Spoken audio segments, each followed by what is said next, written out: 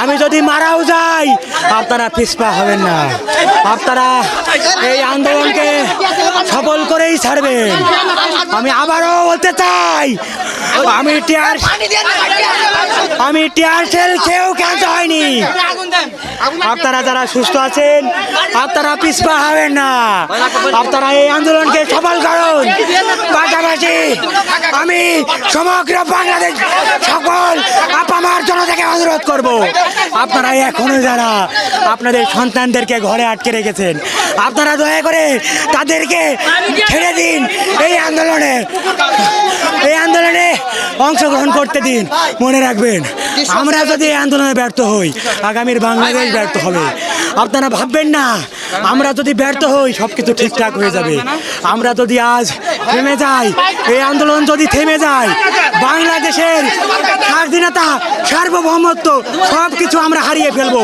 কাজেই আমাদের এখন আর কোনো দাবি নাই। আমাদের এক দফা এক দাবি নিয়ে সারা বাংলাদেশে যা হচ্ছে আমরাও তাই কর্মসূচি পালন করতেছি। এক দফা এক দাবি, প্রধানমন্ত্রীকে পদত্যাগ করা লাগবে। পদত্যাগ ছাড়া আমরা আর কোনো কিছু চাই না। কারণ আমরা সংলাপের সুযোগ দিছি অনেক আগে।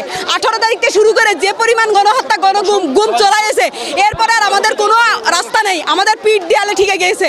যখন আমরা সংলাপের সুযোগ দিছি তখন সাধারণ স্টুডেন্টরা ছিল, সবাই সাধারণ স্টুডেন্ট ছাড়া কেউ ছিল না। সেইখানে মার দেওয়া হয়েছে, গুম করা হয়েছে, তাদের বাপ মাকে তুলে নিয়ে যে হয়রানি করা হয়েছে, সব ধরনের প্রস্তুতি তারা নিয়ে করেছে। এখন আর সংলাপ কিসের ভাই? এখন আর কোনো সংলাপ নাই। আমরা একটাই দাবি, একটাই সবার এক দফা একই দাবি, আপনি পদত্যাগ করেন। কারণ শেখ হাসিনার পদত্যাগ আমাদের পুলিশ আমাদের উপরে সন্ত্রাস বাহিনী আমাদের গ্যাস সরছে আমাদের চোখে, আমরা কোনো বিশৃঙ্খলা সৃষ্টি করে নাই। ওরা নিজেরাই আমাদের উপরে নিক্ষেপ করছে। পুলিশরা হিজলা আরে ছাত্রলীগ,